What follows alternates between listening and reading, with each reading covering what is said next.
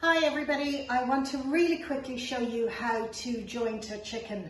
Couple of reasons why I do this. First of all, I love to make homemade chicken stock, and in my next video I'm going to show you how to make that homemade chicken stock using the carcass of the chicken. But the other reason, and the main reason I would joint a chicken, is because I love to cook chicken with its skin on, okay? Even if I'm not going to eat the skin, I just think it's always nicer to cook it with the skin on. It keeps it much more moist and juicy.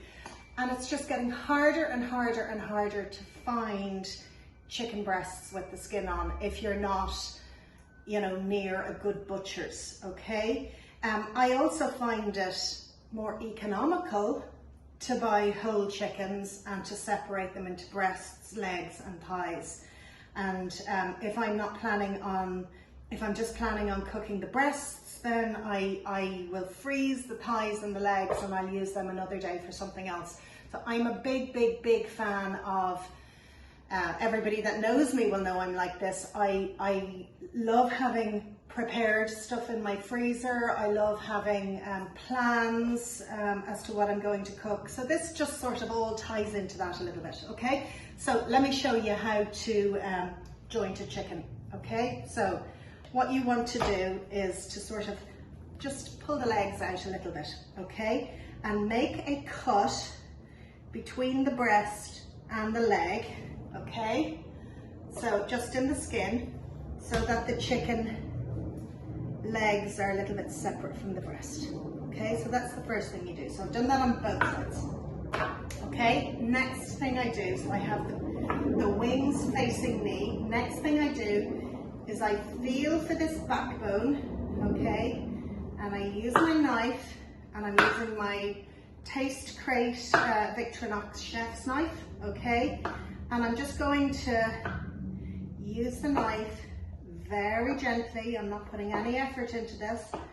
I'm just going to cut down against that sort of breastbone in the middle. I think I called it the backbone earlier. It's not the backbone, it's the breastbone.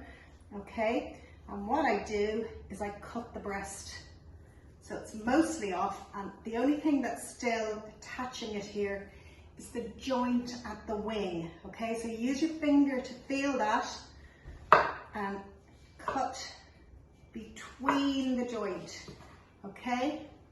And you end up with, this is called a chicken supreme, okay? Well, actually, technically, on a supreme, it's just going to be the first knuckle of the wing, okay? But what I have here is a chicken breast with the wing still attached, okay?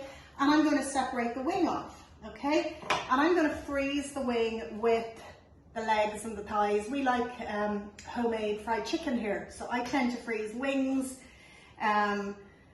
thighs and legs together in a big freezer bag, and when I have enough of them I'll make fried chicken for dinner. Okay, so I end up with one lovely chicken breast. Okay, so let's do the same on the other side.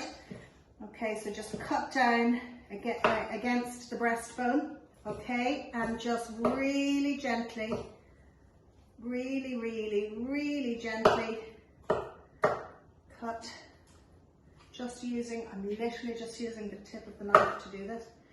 Okay, and just, so again we end up down at that wing joint, okay, and just, okay, so there you have your second breast, and again cut through the knuckle, so you're not trying to use your knife to break bone, you're cutting it at the right place, you're cutting it at the knuckle, so it just easily comes away, right? So I have here my carcass with my two legs and thighs attached, okay?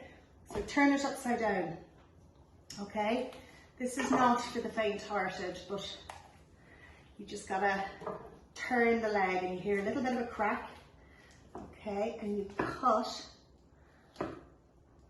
around the meat, okay?